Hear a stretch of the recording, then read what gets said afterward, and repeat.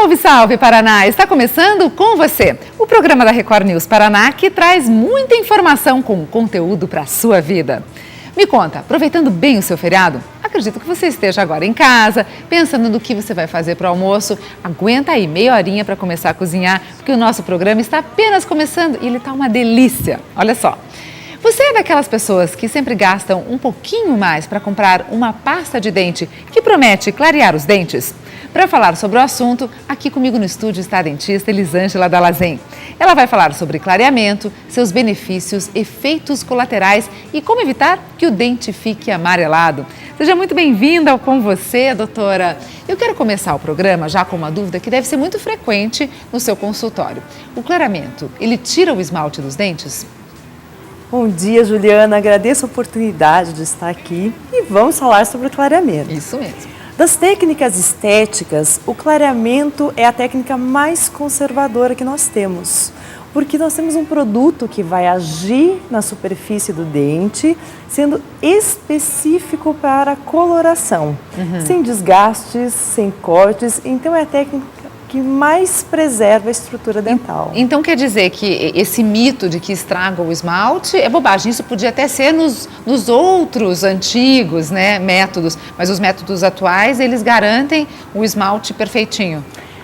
Na realidade, o que nós temos que lembrar é assim, se feito corretamente, bem indicado e acompanhado, nós não temos problema. Aí a gente não corre risco. Aí não. Bom, então vamos falar um pouquinho sobre os diferentes tipos de clareamento que existem, né? A gente pode falar do mais conhecido, mais padrão, que é aquele que a gente compra em farmácia, que são as pastas dentais, os enxaguantes bucais que prometem clareamento. Funcionam, doutora? Na realidade, esses produtos, eles não conseguem ter uma penetração no dente. Então, a ação deles é mais uma ação abrasiva que age na superfície do dente. Com isso, eles não vão alterar a cor do dente da pessoa. Eles simplesmente vão estar removendo algumas pigmentações existentes. É um efeito momentâneo, quase como se fosse uma maquiagem que a gente passa, uma maquiagem branquinha que a gente passa no dente. Mal comparando, seria isso? É, exatamente. O que tem que ter muito cuidado é que esses produtos, eles são abrasivos. Se a pessoa estiver usando uma escova inadequada, uma força inadequada, mas um produto abrasivo pode gerar alguns problemas. Porque é justamente essas partículazinhas abrasivas que podem machucar, inclusive, a gengiva, não é isso, doutora? Se usado de forma incorreta, sim. Tá, então a gente falou agora dos perfumaria, né, por assim dizer, e daí tem depois as tiras branqueadoras. Elas funcionam? As tiras, diferentes das pastas, elas já têm um produto que possibilitam uma penetração na estrutura dental. Mas o que é muito importante falar sobre as tiras é que a ação desse produto está diretamente ligada a como está a superfície do dente. Então, o importante é que a pessoa não faça um uso indiscriminado, que ela não faça um uso sem acompanhamento. Porque se o dente estiver com tártaro, não estiver bem adequado, bem limpo, o produto não consegue ter acesso. Então, em primeiro lugar, tem que fazer uma limpeza profissional no dente para pensar em qualquer tipo de clareamento, do sucesso deste clareamento, correto? Exatamente, até porque é muito importante lembrar também que o clareamento vai agir sobre dentes e não sobre restaurações, sobre próteses. Então, existem algumas áreas que, se o dente não estiver íntegro, rígido, o clareamento não vai estar agindo, o que pode gerar dentes de cores diferentes. E é o que a gente não quer, né? Um dente tricolor, né? Bom, doutora, então a gente falou dos mais comuns, os mais acessíveis. Aí a gente passa já para uma categoria que é feita em consultório, que são os clareamentos a laser e aqueles a gel. Explica pra gente a diferença e de que forma que eles funcionam. Sim. No clareamento a gel, é uma técnica em que o paciente é moldado, feito um molde e precisa de uma moldeira específica, porque com isso vai impedir extravasamentos do produto, vai impedir traumas para a gengiva. Essa técnica, ela é uma técnica mais lenta, mais demorada, mas se obtém uma estabilidade maior. Quanto tempo demora um tratamento desse de gel, por exemplo? Vai depender muito da resposta do dente e do que a pessoa está buscando. Existem alguns pacientes que procuram o consultório querendo o quê? Quebrar aquele amarelo.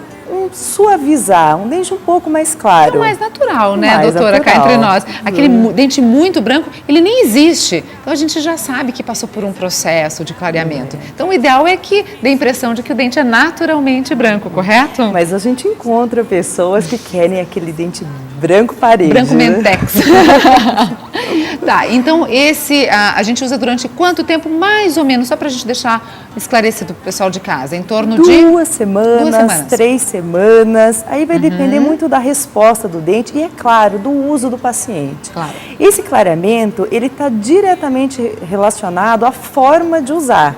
Então, exige uma disciplina de quem está fazendo uso, mas é importante lembrar que não precisa mais dormir. Pois é, isso é uma boa novidade, porque antigamente você tinha que dormir a noite inteira com aquele negócio de gel na boca. Quanto tempo agora? Põe 2, 3 horinhas e está resolvido por dia? Isso está muito relacionado assim, qual é a concentração do produto. Perfeito. Porque hoje os tratamentos são muito individualizados, personalizados. Para pessoas, tem gente que para morder um sorvete já sente dor, já tem sensibilidade. Então, para quem tem mais sensibilidade, existem concentrações menores, usa um tempo menor durante o dia, mas prolonga por mais tempo. Talvez aí umas uso. 3 semanas com um tempinho menor. Exatamente. Então, tudo vai depender da sensibilidade e de qual a concentração do produto pode ser utilizado.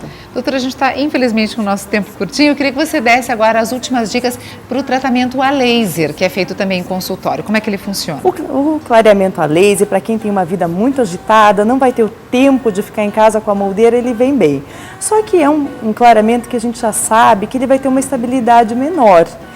Então, já pense nos retoques aí, que eles são muito bem-vindos. E o cuidado com a dieta. Pois é, a gente não pode, depois que faz clareamento, consumir alimentos escuros, né? O vinho tinto, café. O que mais, doutora, que está banido da nossa dieta, pelo menos durante o processo de clareamento? O café preto, o vinho tinto, como você mesma falou, açaí. Muito cuidado aí com tudo que tiver uma pigmentação muito forte. Chocolate, mas massa de chocolate branco tomate, daí. né? Os molhos vermelhos também não Sim, são recomendáveis. as mulheres, cuidado com aqueles batons bem vermelhos Batom durante também? o uso. Mas quando está sendo usado o produto, depois não, depois está liberado. Vai no nude aí. Legal, doutora. Muito obrigada pela sua participação aqui conosco e um ótimo feriado. Muito obrigada por estar aqui no feriado de Tiradentes. Muito obrigada pela oportunidade, agradeço muito e desejo um bom feriado a todos. Maravilha. E agora eu preciso fazer um rápido intervalo, mas segura. Eu volto já já. Quero mergulhar e não é no mar de tristeza, com brilho do...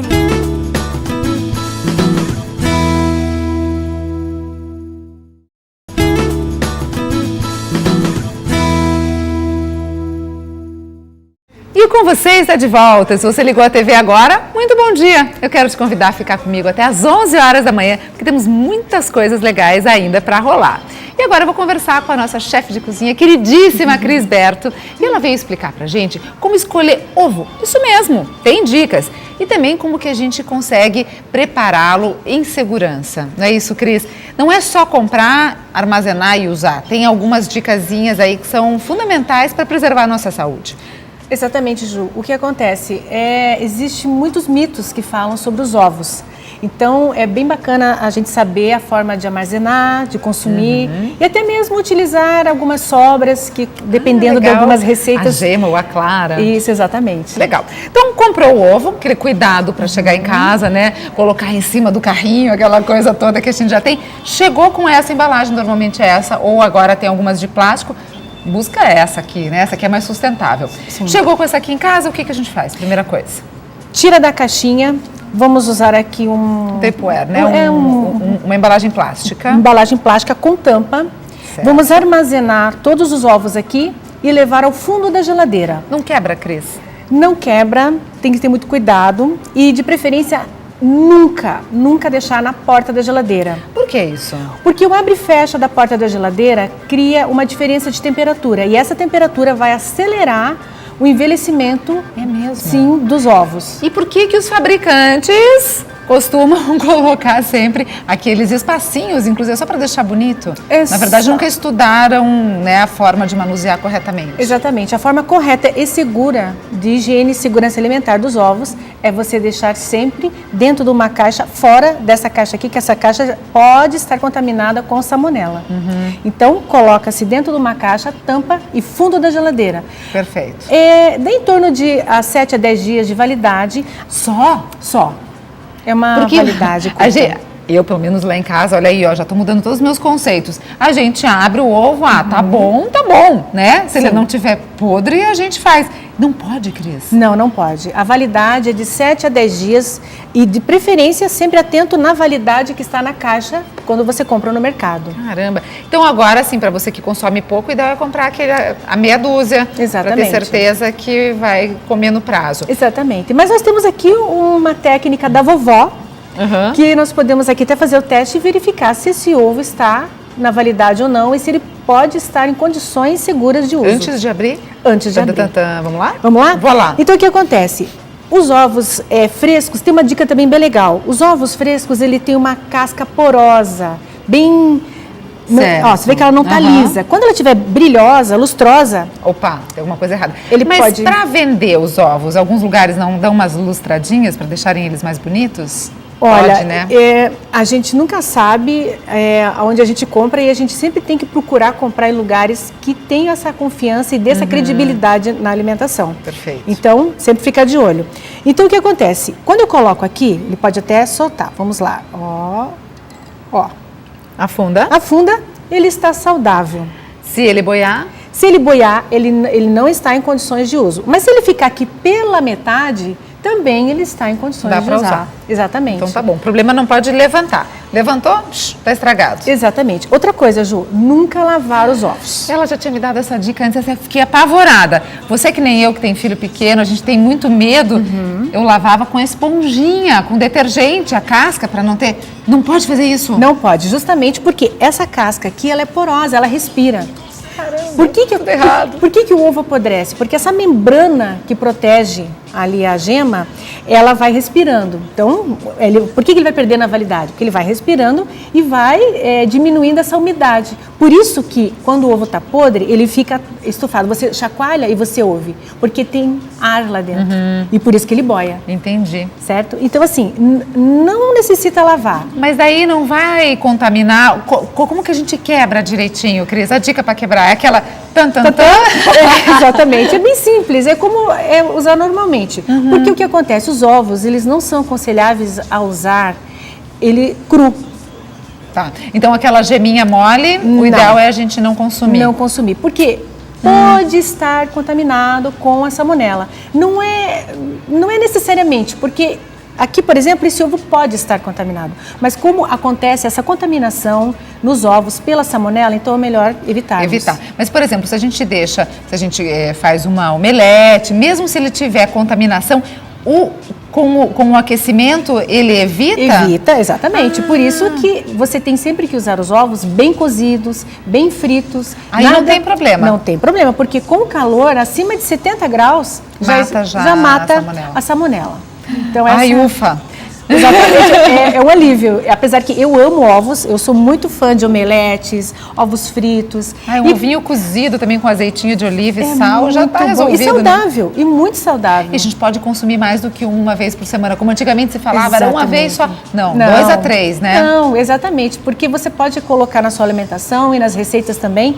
Aquela dica da vovó de colocar o salzinho na clara na hora de bater, funciona, eu uso muito essa técnica, certo? Quando você tem as cascas que sobram, você também pode usar para adubar as plantas, fazer uma compostagem. Como é que é? Olha aí, a dica que é com as sobras, a gente usa a clara? A clara para fazer suspiros. A gema, quando sobra a gema, você pega um potinho, coloca um fiozinho de óleo, tampa e leva na geladeira. Durante 3 dias você pode consumir essa gema. Que legal! Sim. E daí você pode usar para receitas em geral. Exatamente, que o azeite, pouquinho que vai ali, não vai interferir. E as cascas você pode usar para compostagem, fazer aquela terra adubada para adubar a sua horta e da sua casa. Muito bom, Cris. As dicas, elas são sempre muito legais. E, Cris, agora uma receita rápida de omelete, assim, para quem está não sei o que eu vou fazer, abre a geladeira, tem ovos frescos, né? Uma receitinha rápida, eu faço muito lá em casa. 2 ovos, uns 50 gramas mais ou menos de creme de leite, um pouquinho de sal, você bate, acrescenta um pouquinho de parmesão, você coloca... Cheirinho verde? Cheirinho verde, o que você gostar, coloca numa frigideira e deixa cozinhar bem e vai virando devagarzinho. Fica uma delícia, Mas peraí, Ju. virar devagarzinho é fácil pra ela, né? Dica para não grudar no fundo. Besunta com um pouquinho de manteiga. Manteiga? Manteiga. Você não usa óleo, então? Ou azeite de oliva eu gosto também. Mas inteiro, assim, uma camada fina, mas inteiriça? Inteira. A melhor é a manteiga. Eu gosto mais da manteiga. Uma boa chefe de cozinha.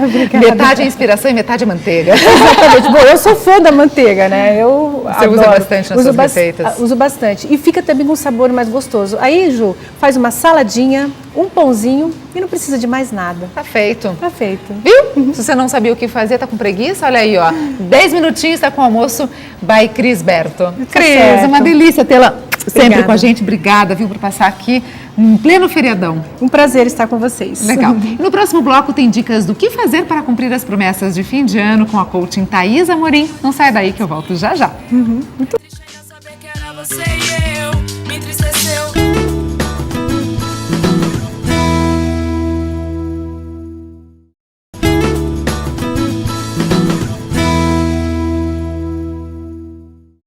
Opa, voltei com você. Me conta uma coisa, no final do ano você fez aquela retrospectiva de 2014 e pensou em fazer tudo diferente em 2015? Fez planos, estabeleceu metas, pensou em novos projetos, mas até agora você não realizou nadica de nada? Não se preocupe, nosso ano ainda não está nem na metade e você tem muito tempo ainda para colocar as suas metas em prática. E para te ajudar nessa caminhada, nós trouxemos a coaching Thaís Amorim ao nosso programa. Muito bom revê-la, Thaís. Seja bem-vinda com Juliana. você novamente. Obrigada. Dá tempo ainda, Thaís? Dá tempo, dá tempo. Não dá para fazer tudo ao mesmo tempo, mas dá tempo para fazer muita coisa. até o Então, fim do assim, ano. quem se deparou com essa realidade que eu acabei de descrever, que olhou ali e não fez nada, qual seria o primeiro passo agora? Vamos rever o que é urgente e o que é importante. Primeiro passo. E de que forma? A gente tem que colocar no papel para conseguir visualizar? Precisa. E até te falo que aumenta em 10 vezes a possibilidade de realização das metas, você colocando no papel. Por que isso? Porque é como se fosse, não. É um contrato que você estabelece com você mesmo. Então não adianta falar que eu vou anotar no celular, eu vou fazer no computador, não. É importante pegar um papel e uma caneta, porque não existe hoje em dia, por mais tecnologia que nós tenhamos, você não assina, você não faz um contrato somente digitando. Perfeito. Você precisa escrever. Então esse é um compromisso que você faz. E o nosso subconsciente, ele grava de uma forma mais séria.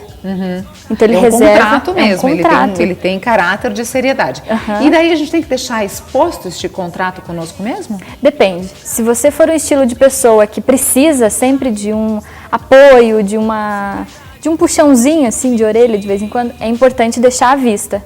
Mas se você é daquelas pessoas que não se sente confortável ficar sob pressão, é melhor deixar numa gavetinha e você aciona aquilo quando te der assim, estou um pouco distraído, perdido, Opa. reveja.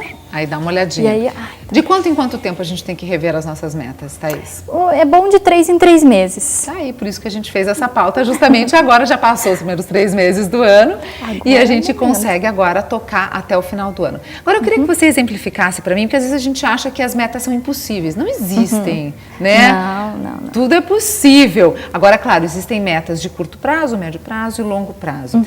A gente havia conversado já anteriormente sobre um exemplo bem bacana, você entra numa empresa, começa como estagiário, vamos supor, e você tem realmente uma meta de subir no máximo naquela empresa, eventualmente ser um presidente, um diretor. Então, de que forma a gente estabelece as metas do caminho? Que forma a gente administra essa ansiedade também? Dá a dica pra gente. Tá. Então, eu quero ser diretor de uma empresa. Esse é o meu sonho, esse é o meu objetivo. Então, qual o primeiro passo? Estabelecer qual o caminho que se leva, como é que se faz, você tem que conhecer o seu setor. Então, como é que você conhece? Você tem que ter consciência, eu começo como estagiário ou começo como um interno ou como um contratado, né? Existem os estilos de empresa. Não, começa como estagiário, você precisa ter consciência do caminho, Perfeito. precisa saber. E ter paciência, né? Tem que ter Thaís, paciência. Aquele que tem sucesso, é perseverante e tem muita paciência. Uhum. É bem importante, sabe, Juliana, a gente prestar atenção no movimento do nosso corpo. Uhum. Porque a gente vai sinalizando antes da ansiedade chegar. Você acredita? Então você já começa a perceber, você vai ficando... Tem várias formas de se manifestar. Uhum. Ou você vai deixando de lado a sua disciplina. Disciplina é uma das palavras-chave para a gente alcançar nossas metas, hein? Essa é a palavra-chave da vida. Da vida. Né? Se você não sabe o que realmente você quer, tenha disciplina. Né? Pelo menos uma atividade física já ajuda você a abrir espaço para isso. Mas voltando a essa questão de ser o presidente de uma empresa, se você tem a noção de que você precisa ficar 2 anos como estagiário, isso é extremamente comum, e é normal esse período, você precisa ter você vai ganhar o salário X, essa média de salário, aceite. É assim?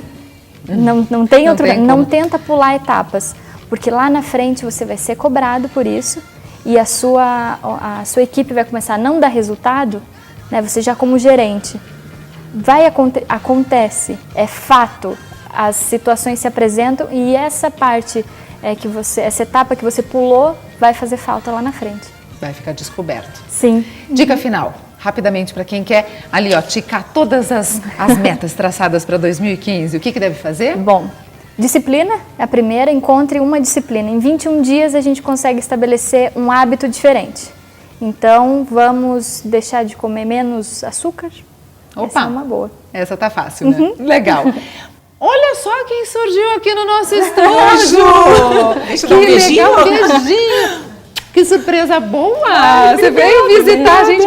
Temos um minutinho aí pra gente bater papo. Então, olha, a grande novidade que eu acho que você veio contar aqui pra gente é que o Blend vai ser gravado agora aqui no nossa emissora. Juliana, né? Que bacana, a partir de amanhã, A partir de amanhã, começamos a gravar amanhã com essa equipe maravilhosa. Que Ana, Luana, equipe incrível. Sejam muito bem-vindas a casa. Vocês já eram extremamente bem-vindas, mas agora com a produção fica mais pertinho, né? A gente consegue vamos se ver mais. Sempre. Legal. E a gente vem com novidades, com surpresas. Vamos esperar. Pode contar alguma surpresa, alguma novidade ou ainda? Vamos esperar, quem sabe, né? Que legal. Vamos esperar. Então conta quais são os horários que o Blend está passando e o formato, né? Que as duas apresentam juntas, mas tem assim uma característica bem interessante que a Thaís dá essas dicas que ela deu aqui pra gente durante o programa Blend, não é isso? É isso mesmo. A Cibele, se a Cibele me permite, né? É presente. A Cibele é a nossa âncora, vamos dizer, do Blend.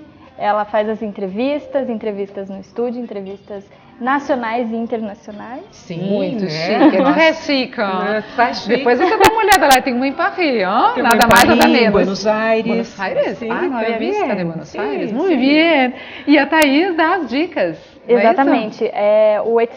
Taz, ele traz dicas sobre carreira, sobre as formas de você realizar os seus sonhos. Então, vamos arquitetar juntos todo sábado. Todo sábado, às 11h30 da manhã e uma reprise das quintas às 5 horas da tarde. Imperdível. Muito obrigada pelas visitas Obrigada, de vocês. Ju. Obrigada por ter me chamado. Muita sorte nessa nova trajetória do Blend. Para nós, para vocês também, Vizinhas, com você. Vizinhas de agora. estúdios. Muito bem. Infelizmente, o nosso tempo acabou. A Luana está falando aqui no meu ponto que eu preciso terminar o programa e eu obedeço, né? Mas estava bem legal, não é isso? Então, com você deste feriado de Tiradentes, fica por aqui. Mas nós temos um encontro marcado amanhã, pontualmente às 10h30 da manhã, aqui na Rede Mercosul, a sua Record News no Paraná. Lembrando que tem reprise hoje às 6h30 da tarde. Beijo grande e até amanhã. Tchau, tchau.